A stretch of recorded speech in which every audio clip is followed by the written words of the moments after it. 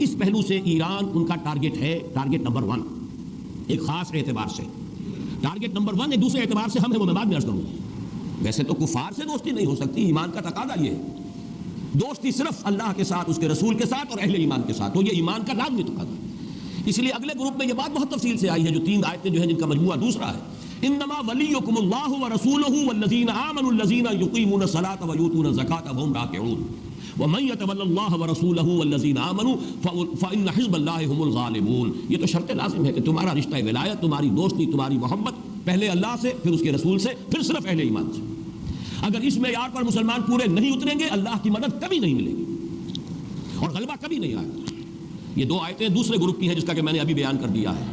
انما ولیکم اللہ ورسولہ والذین آمنوا الذین یقیمون الصلاۃ ویؤتون الزکاۃ وهم راکعون۔ اہل ایمان تمہارا ولی نمبر 1 اللہ ہے، ولی نمبر 2 اللہ کے رسول ہے، اور پھر باقی اہل ایمان بھی صرف نام کے اہل ایمان نہیں، الذین یقیمون الصلاۃ ویؤتون الزکاۃ، جو نماز قائم کریں، زکات ادا کریں، اور زکات ادا کریں جھک کر، وہم راکعون، اپنا احسان نہ سمجھیں بلکہ یہ سمجھے کہ جس نے وہ زکات قبول کی ہے اس نے مجھے میری ایک ذمہ داری سے بری کر دیا ہے، ان کا احسان مانیں۔ وَمَن يَتَوَلَّ اللَّهَ وَرَسُولَهُ وَالَّذِينَ آمَنُوا فَإِنَّ حِزْبَ اللَّهِ هُمُ الْغَالِبُونَ، جو اس معیار پہ پورے اتر آئیں گے کہ جو دوستی رکھیں گے اللہ سے اور اس کے رسول سے اور اہل ایمان سے، تو یہ حزب اللہ غالب ہو کر رہے گی۔ اللہم ربنا اجعلنا منہم، اللہ تعالی ہمیں ان میں شامل فرمائے۔ اس اعتبار سے اس آیت پر غور کیجئے، یا ایھا الذین آمنوا لا تتخذوا اليہود والنصارى اولیاء بعضهم اولیاء بعض۔ آگے فرمایا وَمَن يَتَوَلَّهُم مِّنكُمْ فَإِنَّهُ مِنْهُمْ، بہت سخت الفاظ، جو کوئی بھی تم میں سے ان کے ساتھ دوستی کرے گا وہ انہی میں سے شمار ہوگا۔ یہ بالکل وہی بات ہے جو حضور نے فرمائی، جو میری سنت سے اعراض کرے گا فلیس منی، من رغب عن سنتی فلیس منی، جسے میری سنت پسند نہیں، جو میری سنت سے اعراض کرتا ہے اس کو مجھ سے کوئی تعلق نہیں۔ اسی طریقے سے یہ اللہ کے اس اتنے تاکیدی حکم کے باوجود تم انہی سے دوستی کرو گے تو ظاہر بات ہے پھر تمہارا اللہ کی نگاہ میں تمہارا شمار انہی میں ہوگا۔ وَمَن يَتَوَلَّهُم مِّنكُمْ فَإِنَّهُ مِنْهُمْ، انہی میں سے۔ اب میں یہ چاہتا ہوں کہ پہلے ان کا ترجمہ دونوں آیتوں کا مکمل کر دوں۔ ان اللہ لا يهدي القوم الظالمین، یہ تو پھر اسی تحدید اور تنبیہ کے اندر مزید زور، اللہ ایسے ظالموں کو زبردستی ہدایت نہیں دیتا۔ جب اللہ نے کہہ دیا دوستی مت کرو پھر بھی کرتے ہو تو گویا کہ تم اللہ تعالیٰ کی ہدایت، اللہ کی توفیق، اللہ کی مدد، اللہ کی نصرت اس سے محروم ہو۔ اللہ ایسے ظالموں کو زبردستی ہدایت نہیں دیتا۔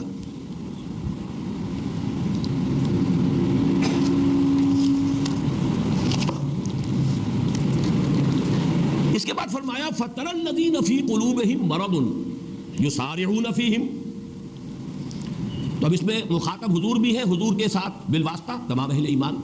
فَتَرَى، تو تم دیکھو گے یا تم دیکھتے ہو کن کو، فی قلوبہم مرض، ان کو جن کے دلوں میں روگ ہے، نفاق ہے۔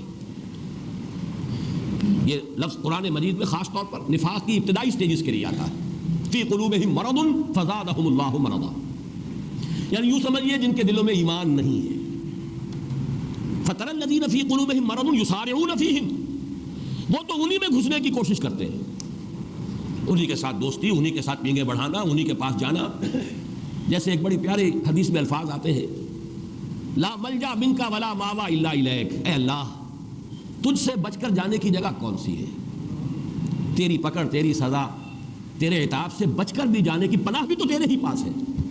لا ملجا منکا، ملجا کہتے کہیں جا کر آپ اپنے لیے پناہ تلاش کر دیں، ماوا، لا ملجا منکا، تجھ سے بھاگ کر جاؤں تو کہاں جاؤں، لا ملجا منکا ولا ماوا الا الیک۔ یہ حال ہے منافقوں کا کہ ان کے لیے ملجا اور ماوا وہی یہود، وہی نصارہ، وہی ان کا سارا مالیاتی نظام، یہی ہے کہ گھسے جا رہے ہیں اسی کے اندر۔ اب دیکھیے تعویل خاص کے اعتبار سے یہ مدینے کے منافقین تھے، تعویل عام کے اعتبار سے میں بعد میں عرض کروں گا کہ کون کون جو ہے اس حکم کے تحت آ رہے ہیں، اس کا اطلاق کس کس پر ہو رہا ہے۔ ابھی تو الفاظ نوٹ کر لیجئے، فَتَرَى الَّذِينَ فِي قُلُوبِهِم مَرَضٌ يُسَارِعُونَ فِيهِمْ، تو تم دیکھتے ہو ان لوگوں کو جن کے دلوں میں روگ ہے کہ وہ انہی کے اندر گھستے ہیں، کوشش کرتے ہیں، محنت کرتے ہیں، انہی کی دوستی، انہی کی حمایت، انہی کی سرپرستی حاصل کرنے کے لیے دن رات کوشاں۔ ایسے پیارے الفاظ ہیں، ایک لفظ میں ترجمہ ممکن نہیں، یسارعون فیہم، مسارعت، سرعت۔ اب یہ سرعت کا لفظ جلدی کے لیے بھی آتا ہے، طاقت کے لیے بھی آتا ہے۔ سرعہ، اس سرعت کے لیے پوری اپنی تندہی کے ساتھ، اور پھر مسارعت، یہ در حقیقت مقابلہ، ایک دوسرے سے آگے بڑھنے کی کوشش میں ہے کہ ہمیں سرپرستی حاصل ہو جائے، ایک دوسرے سے جو ہے اس میں آگے نکلنے کی کوشش کر رہے ہیں، مقابلہ کر رہے ہیں. یسارعون فیہم، انہی کے اندر پوری تندہی کے ساتھ انہی میں گھسنے کی کوشش کر رہے ہیں. یقولون نخشی ان تصیبنا دائرہ، کہتے یہ ہے کہ اندیشہ ہے کہ ہم پر کوئی مصیبت نہ آئے، کوئی گردش فلک نہ آ جائے. کیا کریں، آخر کوئی پناہ چاہیے، کوئی مدد چاہیے، کہیں نہ کہیں تو بچنے کے لیے صورت ہو. آخر بھارت اتنا بڑا دشمن ہے، کوئی تو ہمیں پشت پناہ چاہیے، کوئی تو مددگار چاہیے، کہیں سے تو ہمیں سپورٹ ملے گی. میں نہیں وہ بات اس وقت مجھے یاد آ گئی جو میں عرض کر چکا ہوں اپنی ایک تقریر میں. یہ 1953 کا واقعہ ہے. اس وقت کے وزیر اعظم نے یہ الفاظ مجھ سے کہے تھے. ساری پالیسی ہماری اسی کے اوپر بیس کر کے چل رہی ہے آج تک. 1953 اس وقت کے وزیر اعظم ناظم الدین خواجہ ناظم الدین صاحب، میں اس وقت طلبہ کا ایک وفد لے کر ان کی خدمت میں حاضر ہوا تھا. اس وقت یہ ابھی سیٹو سینٹو وغیرہ میڈو بلکہ مڈل ایسٹ ڈیفنس آرگنائزیشن اس کی باتیں چل رہی تھی. میں نے عرض کیا یہ آپ کیا کر رہے ہیں؟ پہلے تو ان کا بھائی دیکھیے یہ تو ملکی معاملات ہیں، آپ طالب علم ہیں، آپ کو اس سے کیا تعلق. اس وقت وہ عجیب سے اللہ تعالیٰ کی طرف سے ہی کوئی ہمت بھی عطا ہو گئی، حالانکہ وہ وزیر اعظم تھے. گورنرز ہاؤس میں یہاں پہ ملاقات ہو رہی تھی. میں نے کہا جناب آپ تو ان معاہدوں کے اندر باندھ کر رخصت ہو گئے، اس ملک کو سنبھالنا تو بعد میں ہم نے، تو ہمیں نہیں بتائیں گے تو کیسے بات ٹھیک ہوگی. اچھا پوچھیے. پھر جب کہا تو سادہ ترین الفاظ میں، کیونکہ وہ بڑے سادہ مزاج ہیں. دیکھیے پنڈت جی تو نہیں چاہتے نا کہ پاکستان رہے، اور ہمارے اندر تو طاقت نہیں ہے نا پنڈت جی کا مقابلہ کرنے کی. پنڈت نہرو بھارت، تو ہمیں تو کوئی مدد چاہیے نا. 3 جملوں میں سارا سغرا کبرا ہے. لیکن ذرا نوٹ کیجئے یہ آیت کیسے منطبق ہو رہی ہے. فَتَرَى الَّذِينَ فِي قُلُوبِهِم مَرَضٌ، ہمیں نہ اللہ پر یقین تھا، نہ اس وقت تھا، نہ آج ہے. نہ ایمان کی دولت اس وقت نصیب تھی، نہ آج ہے. تو نظر تو وہی آئے گا، امریکہ بہادر یا کوئی اور جو بھی مغربی ہمیں سہارا مل سکتا ہو. یا تو اللہ پر یقین ہو تو وہ تو بالا ترین اقتدار ہے، اس کا اختیار اس کا ہے.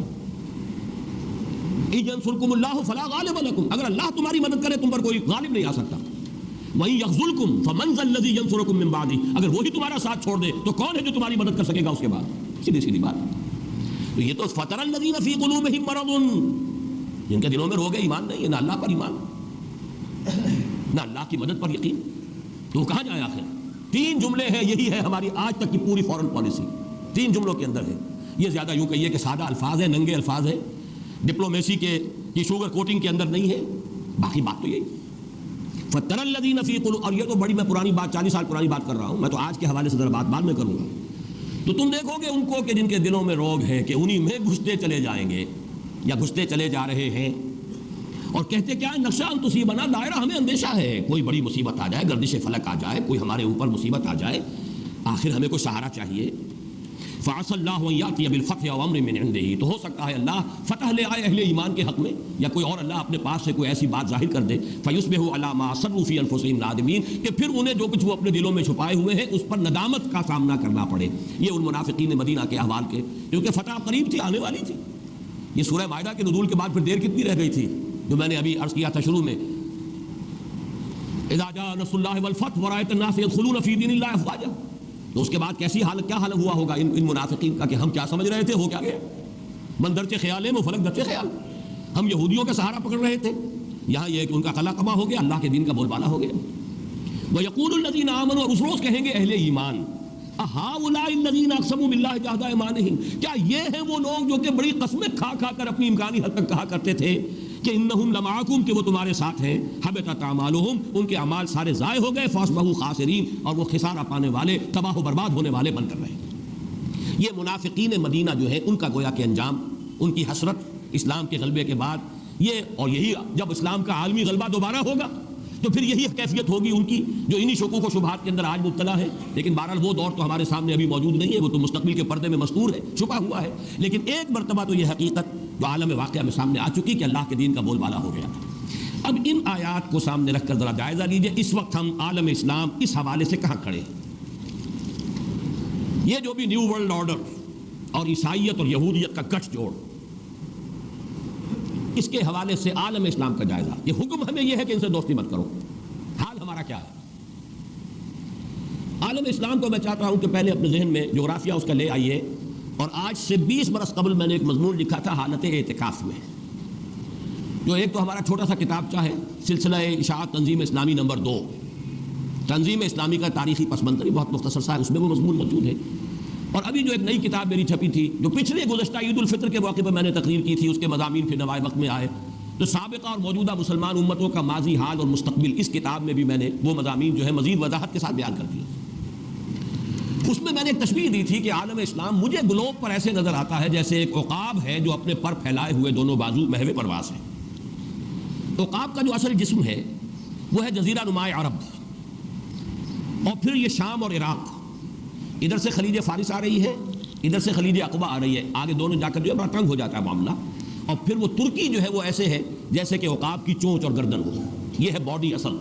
اس کو سمجھیے یہ عالم اسلام کا قلب ہے. اب اس کا بایاں بازو چلا، مغربی بازو خلیج عقبہ، جیسے کہ بازو ہوتا ہے بغل سے تو بڑی چھوٹی سی، لیکن بعد جب پر پھیلائے ہوئے ہوں تو بعد میں تو وہ پھیل جائے گا، اگرچہ مین باڈی کے ساتھ تو جڑا ہوا تھوڑی سی جگہ کے ساتھ ہی ہے.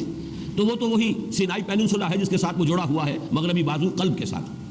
اب پورا شمالی افریقہ اور مشرقی افریقہ جو ہے یہ جو اسلامی، اس کا تقریباً یوں سمجھیے کہ عرب ورلڈ ہے، یہ اس کا میسرہ ہے، یعنی بایاں بازو. ایران سے شروع ہو کر ایران، افغانستان، ترکستان، ہندوستان ہوتے ہوتے یہ جاوا، سماٹرا یہاں تک چلا گیا تھا، یہ دایاں بازو تھا، یہ میمنہ تھا. اس تیسرے کو ابھی ذرا نگاہ سے ہٹا دیجئے اور سب سے تلخ حقیقت جو ہے اس کا مشاہدہ کیجئے. عالم اسلام کے قلب پر یہود اور نصارہ کا پورا تسلط ہو چکا. جہاں تک میسرہ کا تعلق ہے، لے دے کر دو چھوٹے چھوٹے ملک بچے ہوئے ہیں، لیبیا ہے اور سوڈان ہے، اور وہ دونوں بھی ٹارگیٹڈ ہیں. لیبیا کا تو جو بھی گھیراؤ ہوا ہے وہ تو چونکہ تیل کی دولت ہے اس لیے سروائیو کر رہا ہے. سوڈان بھی ان کی ہٹ لسٹ پر ہے. سوڈان کی اہمیت زیادہ اس لیے نہیں ہے کہ وہاں جو کچھ بھی اسلام آ رہا ہے وہ کسی عوامی انقلاب کے نتیجے میں نہیں بلکہ ایک فوجی انقلاب کے نتیجے میں. پھر یہ کہ وہاں عیسائی جو بغاوت ہے وہ بھی موجود ہے. اس حوالے سے ان کو گھیراؤ تو کر رکھا ہے، لیکن زیادہ ان کی جو اولین ہٹ لسٹ ہے نیو ورلڈ آرڈر کی اس پر نہیں ہے. لیکن ان دونوں کو چھوڑ دیجئے تو پورا قلب جزیرہ نما عرب، شام اور عراق اور یہ اور ترکی اور پورا شمالی افریقہ، کل کا کل نیو ورلڈ آرڈر یہود اور نصارہ کے تسلط میں. وہاں کے معاملے میں چند تلخ باتیں آپ سے عرض کر دوں. مستقبل قریب میں وہاں اصل کشمکش جو ہونے والی ہے وہ فنڈامنٹلزم اور لبرلزم کے حوالے سے ہوگی. اور فنڈامنٹلزم بھی صرف مسلمانوں میں نہیں ہے، یہودیوں میں بھی ہے، عیسائیوں میں بھی ہے. اس وقت جو تاریخ اس علاقے کی ہے، اور اس کے حوالے سے میں خاص آتھر کا حوالہ دے چکا ہوں پہلے بھی، گلز کیپلر، یہ کوئی فرانسیسی آتھر ہے کہ جنہوں نے پہلے تو بہت زیادہ جو ہے اپنے مطالعے کا، تحقیق کا، جستجو کا موضوع بنایا تھا مسلم فنڈامنٹلزم کو، لیکن پھر رفتہ رفتہ اپنے مطالعے کے میدان کو وسیع کیا ہے جوش فنڈامنٹلزم، کرسچن فنڈامنٹلزم. اس پر وہ آج دنیا میں بڑی اتھارٹی سمجھے جاتے ہیں. ان کا ایک انٹرویو شائع ہوا تھا نیوز ویک میں، پھر نوائے وقت نے اسے لفٹ کیا تھا، اور یہ 4 مارچ کے نوائے وقت میں وہ موجود ہے. یہودی فنڈامنٹلزم کی ایک مثال دنیا کے سامنے آ چکی ہے. وہ ڈاکٹر گولڈن سٹائن، ڈاکٹر نہایت خوبصورت، معلوم ہوتا ہے کہ جیسے افغان مجاہد ہو، کیسی داڑھی، اس کی شرعی داڑھی ہے، اور سر کے اوپر بھی اس کا کیپ اس کے موجود ہے، اور اس کی جو بربریت اور وحشت اور اس میں جو نفرت اور جو مسلمانوں کے خلاف، اسلام کے خلاف جو آگ بھری ہوئی ہے وہ ظاہر ہو گئی. کس طور سے سامنے آئی؟ ایک ہوتا ہے کہیں راہ چلتے کسی کو اس طریقے سے کہیں کوئی بم پھینک دیا، کچھ اور ہو گیا. ایک مسجد میں جا کر داخل ہونا اور اس طریقے سے ان کولڈ بلڈ جس کو کہا جاتا ہے، اس طریقے سے، وہ تو تعداد گھٹا کر انہوں نے بیان کی، کبھی 30 کہتے ہیں، 80-90 کے قریب آدمی تو وہی اسی کو ختم ہوئے. تو یہ یہودی فنڈامنٹلسٹ ہے. تو لبرلز جیسے عالم اسلام میں ہے کہ نام کے مسلمان، نہ نماز نہ روزہ مسلمان ہے، اکثریت انہی کی ہے. کچھ فنڈامنٹلسٹ ہیں جو بہرحال اس کے مختلف درجے تو ہوں گے، گریڈز ہوں گے، لیکن یہ کہ بہرحال دین پر عمل پیرا ہونا چاہتے ہیں. ان میں سب سے زیادہ خطرناک انہیں وہ نظر آتے ہیں جو اسلام کو ایک مکمل نظام حیات کی حیثیت سے نافذ کرنے کی فکر میں ہے. یہ مسلم فنڈامنٹل، یہودی بھی. تو اصل میں اس وقت جو کچھ ہو رہا ہے اس میں، یعنی عالم اسلام کا ہارٹ، قلب، اور اس کا لیفٹ ونگ جو میسرہ ہے، اس میں تو تصادم اصل میں ہے. عالم اسلام میں آپ دیکھ رہے ہیں جیسے حسنی مبارک کے لوگ روزانہ آپ سن لیتے ہیں، اتنے فنڈامنٹلسٹ مار دیے گئے، اتنے فنڈامنٹلسٹ جو ہے وہ سولی چڑھا دیے گئے، اتنوں کو فائرنگ اسکواڈ کے سامنے کھڑا کر دیا گیا. یہی الجزائر میں ہو رہا ہے. ابھی زیادہ نمایاں طور پر تو انہی 2 ملکوں میں ہے، لیکن یہ بھٹی دہکے گی. اور تمام مسلمان ممالک میں چونکہ ریجیمز جتنی ہیں وہ لبرلز کی ہیں، اور فنڈامنٹلسٹ مسلمان ہر جگہ موجود ہیں. جب یہ اچانک فنڈامنٹل مسلمان اٹھے گا کسی احتجاج میں، وہ کب آئے گا وہ بھی میں بعد میں عرض کروں گا، تو وہ تو اس کے بعد ان کو بھولنے والے یہی ہوں گے جو وہاں کے لیڈرز ہیں، جو وہاں کی حکومتیں ہیں، جو وہاں کے لبرل حکمران ہیں. اب اصل مسئلہ کیا ہے؟ اسرائیل کو اس پورے ہارٹ آف عرب لینڈ جو ہے اس پر تسلط حاصل ہو چکا ہے. خلیج کی جنگ کے بعد فیصلہ کن تسلط حاصل ہو چکا ہے. اب اصل جو اختلاف ہے وہ اسرائیل میں یہودیوں کے مابین ہے. یہودیوں کا فنڈامنٹلسٹ عنصر کچھ اور چاہتا ہے، یہودیوں کا لبرل عنصر کچھ اور چاہتا ہے. یہ زائنسٹ موومنٹ پوری کی پوری لبرلز کی تھی، یہ مذہبی یہودیوں کی نہیں تھی، بلکہ مذہبی یہودی سے الوف تھے، علیحدہ تھے، لا تعلق رہے آج تک. یہ لبرلز تھے، یہ بینکرز تھے، بڑے بڑے فائنینسرز تھے، جنہوں نے 100 سال پہلے بیٹھ کر جو ہے وہ ایک نقشہ بنایا، ایک ساری اسکیم تیار کی، اور یہ ساری اچیومنٹ جو میں گنوا چکا ہوں، 1917 کا اعلان بلفور اور اسرائیل کا قیام، یہ سب لبرل یہودیوں کا کارنامہ ہے۔ مذہبی یہودی تو ابھی بیٹھا ہوا تھا، اس لیے کہ وہ انتظار میں ایک مسیح کے ہے کہ کوئی مسیح آئے گا، وہ جب دعویٰ کرے گا میں مسیح، تب ہم کھڑے ہو جائیں اور وہ ہمیں وہ گریٹر اسرائیل قائم کر کے دے گا۔ جب تک مسیح نہیں آتا، میں مثال بھی بیان کر چکا ہوں، جیسے اہل تشیع منتظر تھے کہ امام غائب جب تک ظاہر نہیں ہوتا اس وقت تک ہم کچھ نہیں کریں گے۔ خمینی صاحب کا ایک بڑا کارنامہ یہ ہے کہ انہوں نے ایران کے شیعہ لوگوں کو آمادہ کر لیا کہ بھائی جب آئے گا وہ امام غائب حاضر ہوگا، ہو جائے گا، ٹھیک ہے، لیکن ہمیں کچھ نہ کچھ تو اب بھی کرنا چاہیے، ہاتھ پر ہاتھ دھرے منتظر فردا ہو، ہاتھ پاؤں توڑ کر بیٹھے تو نہیں رہنا چاہیے۔ یہ بڑا کارنامہ ہے خمینی صاحب کا، جس سے کہ اس نے آمادہ کر لیا اس ایران کے جو شیعہ تھے ان کو کہ وہ میدان میں نکلے۔ بہرحال یہی مسئلہ یہودیوں کا ہے، وہ بھی اپنے مسیحا کے انتظار میں، وہ مسیحا آئے گا تو کھڑے ہوں گے۔ لیکن اب صورت یہ ہوئی ہے کہ جب لبرلز نے انہیں ملک لے دیا، پھر اس میں سن 67 میں ایکسٹینشن کرا لی، نئی سیٹلمنٹس ہو رہی ہیں، تو جو سیٹلمنٹس ہیں ان میں زیادہ تر آ رہے ہیں کہ جو فنڈامنٹلسٹ یہودی ہیں۔ اب وہاں کشمکش شروع ہو چکی ہے فنڈامنٹلسٹ یہودی میں اور لبرل یہودی میں۔ اب اس پس منظر میں نوٹ کر لیجئے، ایک چیز پر تو ان دونوں کا اتفاق ہے، وہ یہ ہے کہ یروشلم کو کسی صورت میں بھی، کسی درجے میں، کسی پیس ٹاک میں، کسی مصالحانہ، کسی معاہدے میں شامل نہیں کرنا۔ اور یہی ہو رہا، یہ جو بھی کچھ ہوئی ہے پیس ٹاکس، ان میں وہ غزہ کی پٹی ہے اور یا یہ کہ یہ جریکو ہے، یروشلم کا نام ہی نہیں۔ وہ تو گویا کہ یاسر عرفات صاحب دے چکے، اس سے ہاتھ دھو چکے، اس پر تو قبضہ جو ہے یہودیوں کا وہ تسلیم کیا جا چکا، جب اس پوری جو ہے مفاہمت کی گفتگو میں اس کا تذکرہ ہی نہیں۔ دوسرے یہ کہ وہاں کوئی دن جاتے ہیں، زیادہ میں تو سمجھتا ہوں 2 سال کی بات ہے میکسیمم، کہ یہ مسجد اقصیٰ کو یہ شہید کریں گے اور اپنا ٹیمپل جو ہے اس کو بلڈ کریں گے۔ اس کے لیے بہانہ کوئی بھی ہو سکتا ہے، کوئی ایکسیڈنٹ بہانہ بنایا جا سکتا ہے، کوئی اتفاقی طور پر ہو گیا، یا کوئی جنونی لوگ تھے، کیا کریں، جیسے ایک جنونی نے جا کر اتنے مسلمانوں کو ہلاک کر دیا، ہم کیا کرتے ہیں، اسی طریقے سے کچھ جنونیوں نے جا کر یہ کام کر دیا۔ یہ تو بہت آسان کام ہے، کوئی مشکل کام تو نہیں۔ ایودھیا کی مسجد کو شہید کر کے انہوں نے اس کا ریہرسل کر لیا، اس کا نتیجہ بھی دیکھ لیا، کیا ہوا، چند ہزار مسلمان کھڑے ہو گئے، انہوں نے جانے دے دیا، اللہ خیر، یہی کچھ ہوگا۔ یہ چیزیں تو متفق علیہ ہے، یہودی چاہے وہ لبرل ہو اور چاہے فنڈامنٹلسٹ ہو۔ آگے ان میں ایک اختلاف ہے۔ لبرل یہودی جو اس وقت اسرائیل کی حکومت ان کے ہاتھ میں ہے، ان کا نقشہ یہ ہے کہ ہم صرف ایک اقتصادی بلاک بنانے پر اکتفا کریں۔ کیا ضرورت ہے ہمیں حکومت بنانے کی گریٹر اسرائیل؟ براہ راست حکومت کرنے سے حاصل کیا ہے؟ بھائی حکومت کا کیا حاصل کیا ہوتا ہے؟ عائش کریں، آپ کے پاس دولت آئے، وہ دولت ہم اقتصادی طور پر اس ریجن کو کنٹرول کر کے، یہ حماس کے جو نمائندے ہمارے آئے تھے انہوں نے تقریر بھی کی تھی قرآن آڈیٹوریم میں، اگر اس کا پورا جو ایسنس تھا وہ آپ کے سامنے ہو، ان کے پیش نظر یہ ہے کہ ایک زونل پیکٹ اس کا بنا لیا جائے اس پورے علاقے کا، مسلمان لیبر ہے، موجود ہے، تیل موجود ہے، اس کو استعمال کیا جائے، ٹیکنیکل نو ہاؤ ہمارے پاس ہے، یہاں ٹیکنالوجی بڑھائی جائے، اس کا جو ہے ایک اقتصادی جو ہے یہاں جنت پیدا کر دی جائے، اور اس کی جو اصل جو ہے پھل وہ ہم کھائیں گے، محنت وہاں کریں گے، پانی دیں گے اور پودوں کو جو ہے سینچیں گے، وہ مسلمان کریں گے۔ تو اس سے آگے جا کر براہ راست حکومت قائم کرنے کی ضرورت کیا ہے؟ یہ ہے ان کا نقشہ۔ فنڈامنٹلسٹ اس کے لیے بےتاب ہے کہ نہیں، ہمیں تو گریٹر اسرائیل حکومت قائم کرنی۔ یہ تصادم ان کے مابین ہے۔ اب دیکھیے کب وہ فنڈامنٹلسٹ جو ہے وہ اس پوزیشن میں آتے ہیں، اور اس کے لیے ظاہر بات ہے کہ ان کے ہاں کسی شخص کو کھڑے ہو کر وہ مسیح ہونے کا دعویٰ کرنا پڑے گا، وہی المسیح الدجال ہوگا۔ مسیح وہی کہ جس کی ان کے ہاں روایت موجود تھی، حضرت سلیمان علیہ السلام کے بعد سے مسلسل جو انبیاء آئے ہیں بنی اسرائیل میں، وہ ایک پیشن گوئی کرتے رہے، ایک مسیح آئیں گے، وہ تمہارے نجات دہندہ ہوں گے۔ وہ مسیح آ گئے، حضرت مسیح علیہ السلام، انہوں نے رد کر دیا، مرتد قرار دیا، پھانسی پر چڑھا دیا، اپنے بس پڑتے اللہ نے جو کیا وہ اللہ کا معاملہ، لہذا وہ پوزیشن از ویکنٹ، ابھی وہ جگہ خالی ہے نا، اسامی خالی ہے۔ اس خالی اسامی کو پر کرنے کے لیے کوئی یہودی فنڈامنٹلسٹ کھڑا ہو جائے گا، میں ہوں مسیحا اور میں تو اب قائم کروں گا اسرائیل، کم وقت میں۔ یہ صرف جو ہے اقتصادی استحصال کافی نہیں ہے، ہماری باقاعدہ حکومت قائم ہونی چاہیے نیل سے فرات تک، یہ ان کا ایک خواب ہے۔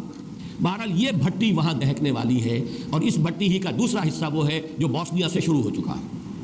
بوسنیا سے یہ در حقیقت کرسچین فنڈامنٹلزم کا ہے آنسلوٹ، جس کا آغاز ہوا ہے، اور کس حکمت سے بات چل رہی ہے، ذرا سی نگاہیں ادھر کر لیجئے تاکہ گرالزے کا ستیہ ناش کر کے پھر الٹیمیٹم دیجئے، بھاگو واپس چلے جاؤ، نہیں جاؤ گے تو یہ کر دیں گے وہ کر دیں گے، تو کرنا تھا انہوں نے کر لیا۔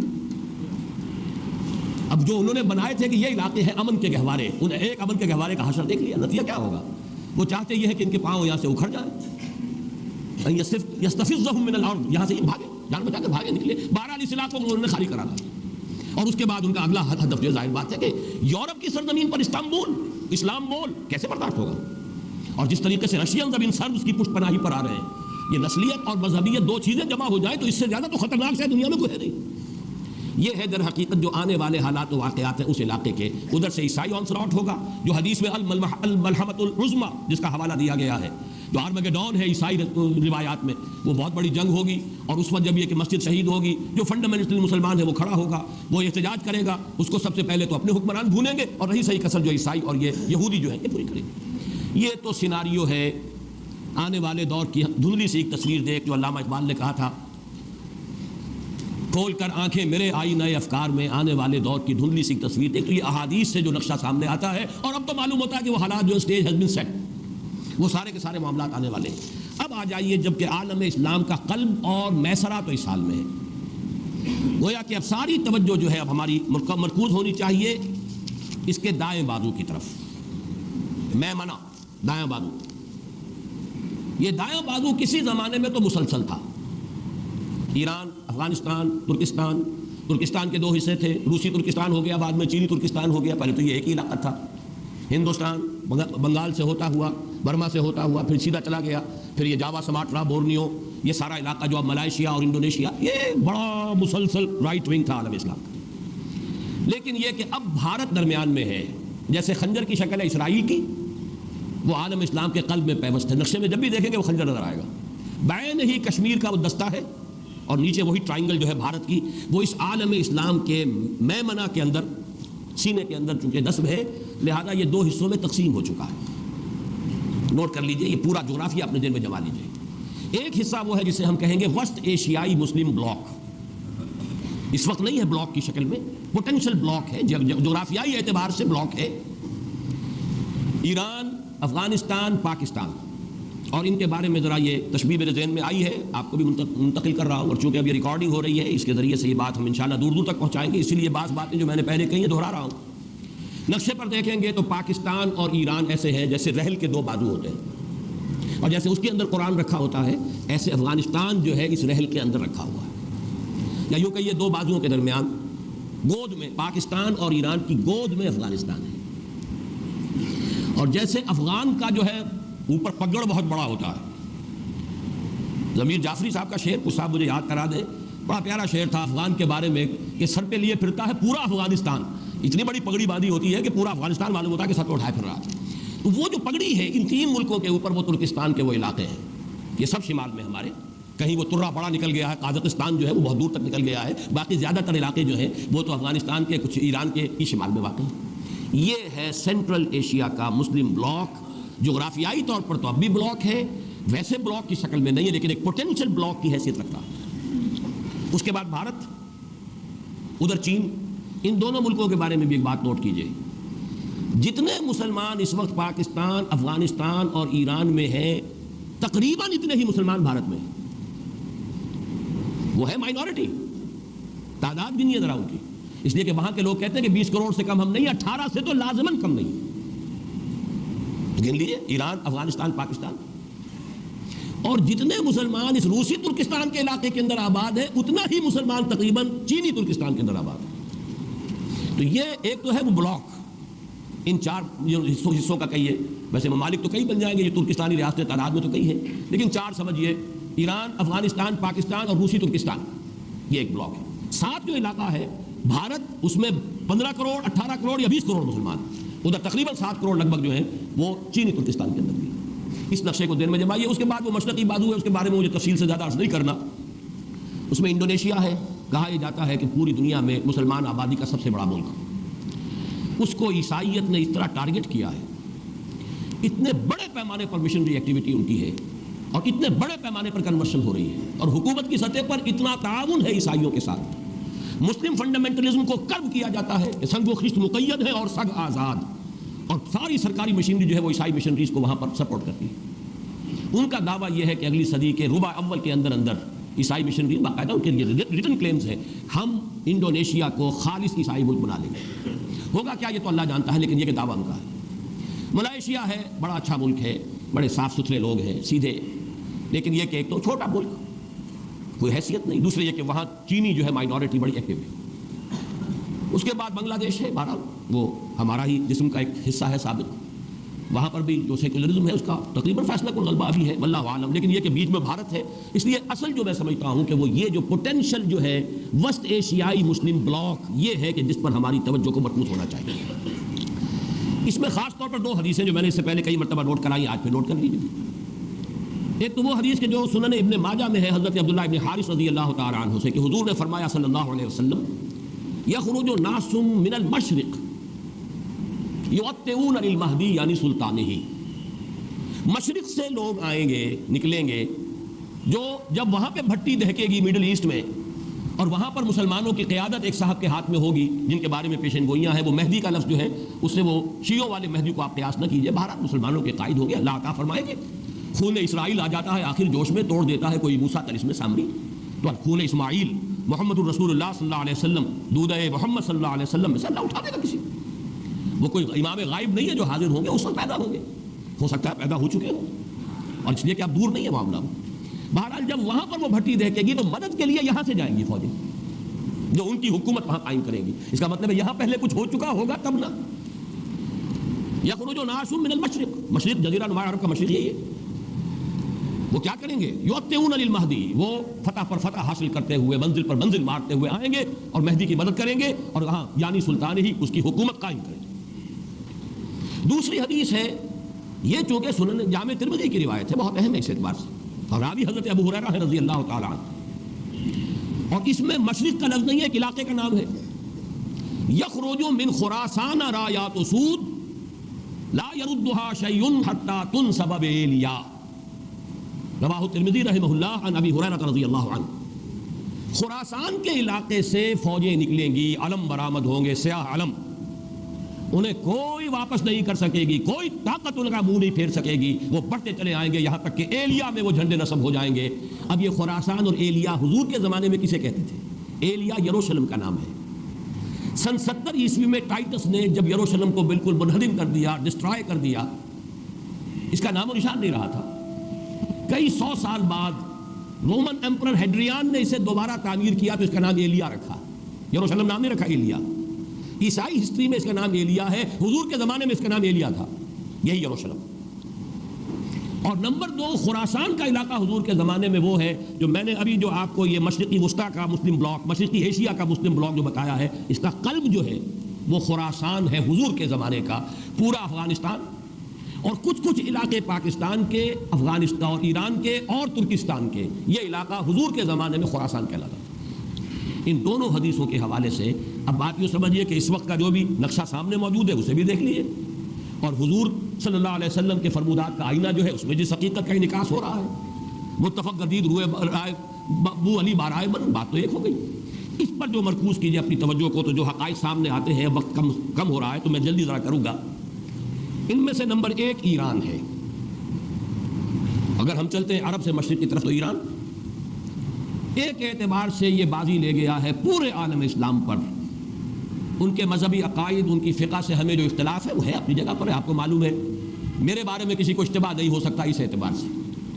میری جس درجے دشمنی رکھی گئی ہے، جس طرح میرے سر کا جو ہے مطالبہ ہوتا تھا، 2 ہی آدمی تھے پاکستان میں کہ جن کے سر مانگے گئے، ایک کراچی کے وہ شاہ بلیغ الدین صاحب اور ایک میں، تو اس حوالے سے وہ اپنی جگہ پر اختلاف ہے، لیکن اس حقیقت کا اعتراف کیے بغیر نہیں رہا جا سکتا، پورے عالم اسلام میں یہ واحد مسلمان ملک ہے جس نے بہرحال اپنی شریعت، اپنے عقائد کے مطابق ایک مذہبی انقلاب برپا کیا ہے، اور پورے عالم اسلام میں مذہبی سطح پر حکومت کی سطح پر فنڈامنٹلسٹ صرف ایک ملک ہے، یا دوسرا جو ہے تھوڑا سا وہ ہے سوڈان، لیکن اس کی اہمیت اس لیے نہیں کہ وہ کسی عوامی انقلاب سے نہیں بنا، بلکہ وہ تو فوجی انقلاب سے شکل بنی ہے جو بھی بنی ہے، اللہ کرے اس میں استقامت ہو، اس سے یقینی کو نتیجہ برآمد ہو جائے، خبریں بھی اچھی آ رہی ہیں، لیکن میں تو دنیا کا جو پرسپیکٹو ہے اس کے حوالے سے عرض کر رہا ہوں کہ اس پہلو سے ایران ان کا ٹارگٹ ہے، ٹارگٹ نمبر 1 ایک خاص اعتبار سے، ٹارگٹ نمبر 1 ایک دوسرے اعتبار سے ہم ہے وہ میں بعد میں عرض کروں گا، چونکہ حکومت کی سطح پر فنڈامنٹلزم ہے اور وہ آیا ہے ایک عوامی انقلاب کے نتیجے میں، پھر ان کے پاس تیل کی دو، اس کے خلاف اکنامک سینکشنز بھی ہو جائیں تو اگر لیبیا کھڑا ہو سکتا ہے تو بہرحال وہ بھی کھڑا ہو سکتا ہے، اور نقشہ وہ دنیا کو دکھا چکا ہے کہ لڑا دے ممولے کو شہباز سے، یہ نقشہ بھی اس نے دکھا دیا۔ یہ ہے ایران کا معاملہ۔ نمبر 2 پاکستان۔ پاکستان 400 برس کی تجدیدی مساعی کا امین ہے، امانت دار ہے، پورے ہندوستان میں مجدد الفسانی رحمۃ اللہ علیہ، شاہ ولی اللہ دہلوی رحمۃ اللہ علیہ، سید احمد بریلوی رحمۃ اللہ علیہ، ان کا جہاد، پھر اس 20ویں صدی عیسوی میں یا 14ویں صدی ہجری میں علامہ اقبال جیسا مفکر، مولانا مودودی جیسا مصنف، مولانا الیاس جیسا مبلغ، شیخ الہند جیسا مجاہد حریت، پورے عالم اسلام میں ان کا پیرلل کوئی موجود نہیں۔ یہ 400 سال کی تاریخ ہے اس کی امانت، اور اس کے نتیجے میں یہاں کے مڈل کلاس میں فنڈامنٹلزم کا ایک نیوکلیس ہے، اگرچہ حکومت کی سطح پر کوئی پیش رفت نہیں ہو سکی آج تک، بلکہ اب تو پسپائی ہو رہی ہے، اب پیچھے ہٹ رہے ہیں۔ وہ ہمارے ان سیاسی جو بھی زعماء ہیں، جو جماعتیں ہیں، ان کی غلطی اور الیکشن ہی کو واحد میدان بنا کر اس کے اندر اپنا سارا وقت و توانائی اور قوتیں ضائع کر دینا، یہ ہے در حقیقت جس کا کہ یہ سزا مل رہی ہے کہ اس اعتبار سے تو پسپائی کی طرف ہے معاملہ، کسی پیش رفت کی طرف نہیں ہے۔ لیکن باہر والے تو دیکھتے ہیں نا کہ اندر کیا کچھ مواد موجود ہے، اگر مڈل کلاس میں وہ فنڈامنٹلزم کا بارود موجود ہے تو کسی بھی وقت اس کے اندر جو ہے وہ کوئی دھماکہ ہو سکتا ہے۔ دوسری بات جو ان کے لیے ایک اعتبار سے ٹارگٹ نمبر 1 ہمیں بنا رہی ہے وہ ہمارا ایٹمک نو ہاؤ ہے، پورے عالم اسلام میں اور کسی کے پاس نہیں۔ اسلامی بم اگر بنے گا تو یہی بنے گا۔ یہ ہے مختلف اسباب جس کے بنا پر ایران اور پاکستان کو آپ بریکٹ کر لیجئے، یہ اس نیو ورلڈ آرڈر یا آج کی میری گفتگو کے حوالے سے یہودی اور عیسائی گٹھ جوڑ کا جو ٹارگٹ نمبر 1 ہے، ایک اعتبار سے ایران ہے، ایک اعتبار سے پاکستان ہے۔ افغانستان میں 10 لاکھ سے زیادہ جانیں دی جا چکی ہیں، جو بھی ہوا ہے ہر طرح کے لوگ اس جہاد میں شامل تھے، پھر جو آپس کے اختلافات ہیں اس جہاد فساد بن چکا ہے، لیکن اس سب کے باوجود نوٹ کر لیجئے یقیناً وہاں بہت سا خون نہایت خلوص کے ساتھ اور بہت سی جانیں نہایت اخلاص کے ساتھ دی گئی ہیں۔ ہو نہیں سکتا کہ یہ خون رنگ نہ لائے، اگرچہ سزا ہمیں مل رہی ہے اس غلطیوں کی جو کی گئی، تربیت کی طرف توجہ نہیں ہوئی، یا یہ کہ ایک امیر کے پیچھے جہاد نہیں کیا گیا۔ جہاد اسلامی کی شرط لازم ہے یہ ایک امیر کے اطاعت۔ ذرا سی خطا ہوئی تھی صحابہ کرام سے، 35 صحابہ سے غزوہ احد میں، اور وہ سزا اللہ نے دی ہے کہ 70 صحابہ شہید ہو گئے۔ تو اگر صحابہ کو سزا دی اللہ نے تو ہمیں کیوں نہیں دی؟ وہ سزا مل رہی ہے۔ بہرحال یہ سزا کا وقت ختم ہوگا، لیکن اس وقت جان لیجئے جو پوٹینشل ہے وہاں اسلام کے لیے، یہ یو این او کے پیٹ میں جو درد اٹھتا ہے، یہ مستری صاحب کوئی ہے جو اس وقت پتہ نہیں کیا وہاں پر اپنا مستری پنا کر رہے ہیں۔ ظاہر بات ہے یو این او کا نمائندہ بطرس غالی کا نمائندہ آئے گا تو وہ تو اس آپس کے اختلافات کو اور بھڑکائے گا، ان کے اپنے مقاصد ہیں، وہ مدد دیتے تو کسی وجہ سے دیتے ہیں۔ اب پھر مروڑ اٹھتا ہے ان کے پیٹ درد میں، جو پیٹ کے اندر مروڑ اٹھا ہے کہ پھر مدد آنی چاہیے، اتنے کروڑ ڈالر جو ہے وہ ڈیمانڈ کی گئی ہے کہ مدد ہونی چاہیے۔ بہرحال کچھ نہ کچھ وہ اپنا اس خیر کا پردہ ہے، اسی کے اندر اپنے شر کے جو مضموم عزائم میں پورے کرتے ہیں۔ لیکن یہ کہ افغانستان کا مسئلہ یہ ہے، پاکستان اور ایران کے درمیان مفاہمت ہو جائے تو گود میں افغانستان رکھا ہے، پھر یہ کہ وہاں کا معاملہ بھی سلجھنے کا اور حل ہونے کا امکان زیادہ ہو جائے گا، اور اگر ان دونوں کے درمیان بھی کوئی مفاہمت نہیں ہوتی تو کوئی امکان نہیں۔